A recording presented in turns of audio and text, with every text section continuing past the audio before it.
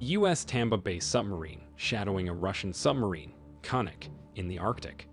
It remains undetected despite being just 400 yards away from the other submarine. Moments later, the personnel from the U.S. submarine heard a loud explosion. They are under attack not by the Russian submarine, but by another unknown submarine right above them. They try to take the submarine down to 700 feet, but it's too late as a torpedo is already seconds away from impact. The U.S. submarine is shot, and all the personnel is killed. Admiral John Fisk is informed that U.S. Tampa Bay is missing. This is alarming as the submarine has no issues with its radio, and there's no reported bad weather in the area. The submarine is now 2 hours away from check-in. Fisk informs Admiral Charles Donegan about the situation. Donegan is more concerned about the classified system on the submarine. Fish reminds him that there are 110 men there as well. They have no idea yet that the submarine has been shot and all the men on board are killed. Joe Glass receives a call while hunting. He's told to stand down as a helicopter will take him to the base. He arrives at the base as U.S. Arkansas is prepared for him to command. He is tasked to locate the missing U.S. submarine. XO Brian Edwards hands over an envelope containing the order from the 6th Fleet. After reading the content, Captain Joe Glass orders Edwards to recall the crew as they will be leaving soon. Edwards explains that the crew was given a 2-day pass and that it's impossible to locate all of them. Glass finds it unacceptable and volunteers to help the officer look for the crew. Glass submarine is being prepared and torpedoes are loaded. He then goes inside to check the crew and equipment. Glass gives the announcement about their mission to locate the missing warship submarine. He also sets expectations on how he would run the ship. Everyone is expected to follow his orders. He is a maverick, and he will push his men beyond their limits if needed to perform. Jane Norquist of the National Security Agency approaches Admiral Fisk and lets him know that she needs to brief the president in under an hour. She tried to ask for information from the Navy, but she failed. Fisk mentions that 2 explosions are observed from the Kola Peninsula, right at the location where the U.S. submarine is missing. Norquist mentions that they have been keeping tabs on the Russian president. He left with his core security on their way to the location where the explosion happened. He and his team left before the explosions occurred. He is supposed to have a meeting with his defense minister, Durov. Glass is informed by Cobb that the crew is on board and ready to go. He tries to give Glass a good luck coin for this mission, but Glass refuses to. He only carries 1 coin in his pocket, the one he got from his previous submarine. U.S. Arkansas is now headed to the Barents Sea. Glass commands to submerge the ship and set the depth to 300 feet. Zakharin, the Russian president, arrives at the Polyarny naval base to have a meeting with his defense minister, Durov. Durov confirms that Washington made contact. Durov also lets him know that they waited for his arrival before responding. The U.S. Arkansas submarine is now 40 miles from the Russian coast. Glass warns his men that they might not be the first one in the area. He orders the deployment of the C-scan. It does not take long for the device to detect something. When the C-scan goes closer, the wrecked U.S. submarine is found. The dead bodies of the personnel are also discovered. He asks Jimenez, the operator, to move the C-scan towards the bow to find out what destroyed the submarine. Glass is shocked to see a huge hole that is apparently from a torpedo attack. He then orders them to man their battle stations. He also asks one soldier to draft a message that says U.S. Tampa Bay was sunk by enemy action. A weird sound is picked up by the C-scan. It appears to come from above them. They don't know that it's a submarine with torpedoes waiting to wreak havoc. The Russians then launched 2 torpedoes. The U.S. Arkansas submarine can get away by using evasion devices. Glass orders to launch their own attack, but they cannot locate the exact location of their target due to a lot of interference on the surface. The Russian submarine is strategically positioned in between icebergs. After another attempt to scan its location, they are able to pinpoint it this time. The torpedo is then redirected, and it hits the target this time. The Russian submarine is destroyed.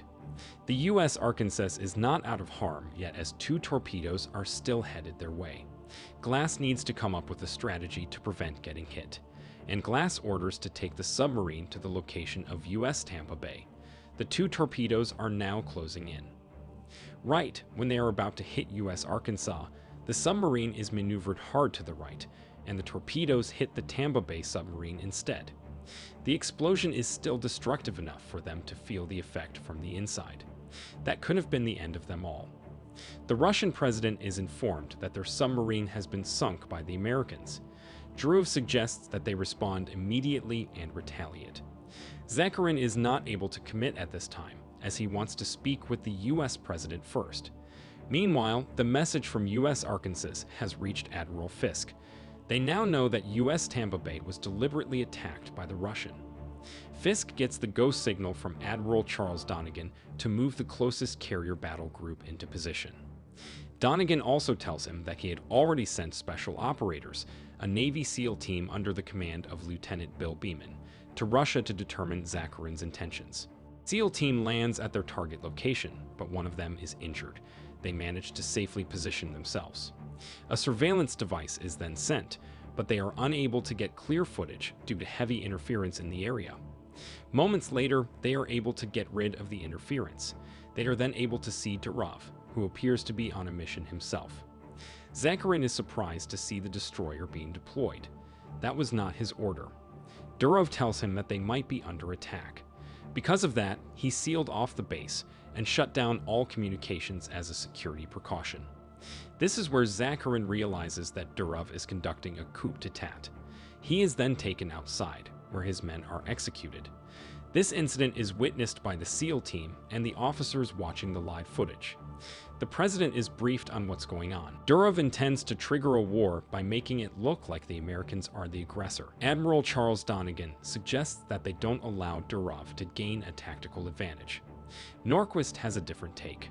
She believes that they are just dealing with a power-hungry minister.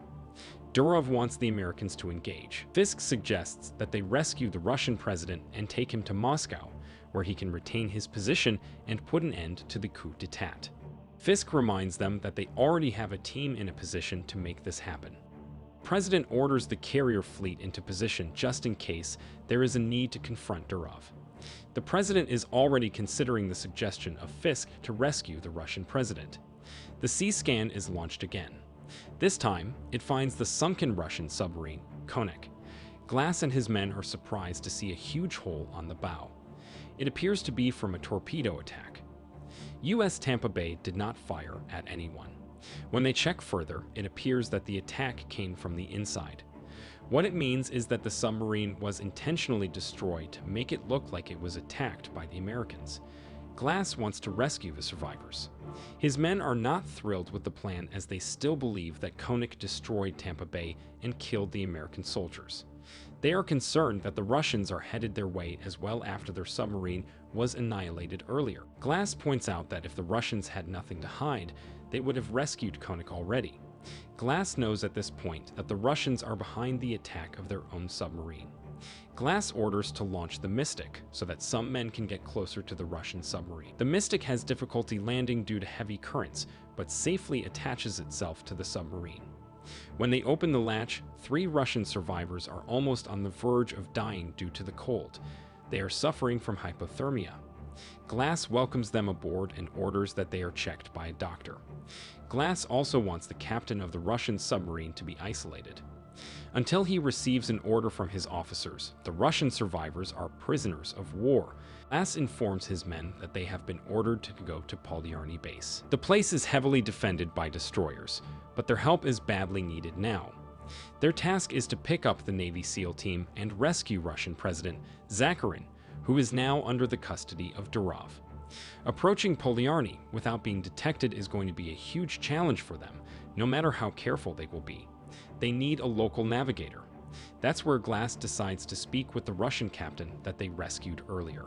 The Russian captain still believes that the Americans destroyed their submarine. Glass shows him evidence that the submarine blew up from the inside out. And Glass also tells him that they need his help to rescue Zakharin. Captain Andropov now takes control of the submarine as he knows the area better than anybody. Edwards is furious about this plan and finds it reckless as they will be exposing classified information. Despite the protest, Glass gives Andropov the authority. He is then able to take the submarine safely where it's supposed to be. Glass then sends 2 men to rescue the SEAL team and the Russian president. The SEAL team is able to advance its position and rescue Zakharin. One of them is killed. 2 of the soldiers take the president, where Mystic is waiting. 1 soldier is killed as he guides Zakharin to the Mystic. The other soldier returns to the shore to rescue the other soldier left behind. U.S. Arkansas detects a heavy screw beat. Captain Andropov tells them that it's the Russian warship. It then starts attacking them. Andropov and Glass work together to survive the onslaught of the Russians. The submarine is taken to the seafloor. While that move allows them to get away temporarily, it also damages some parts of Arkansas. Warship Yevchenko is now moments away from locking in on the submarine. They don't have a choice but to let Captain Andropov speak with the men on the warship. After all, he trained these men. He tells them that he's on board the U.S. submarine. The captain of Yevchenko receives a call from Durov, who demands he destroy Arkansas. The movie ends with Glass receives a direct order from Admiral Donegan to fire at Yevchenko. A standoff ensues. Moments later, Polyarny Naval Base launches missile attacks against Arkansas through the directive of Durov. They are intercepted by Yevchenko seconds before impact.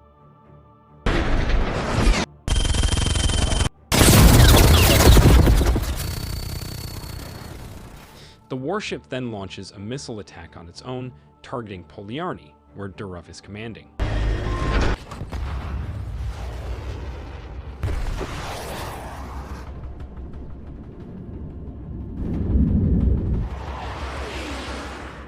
The place is heavily destroyed.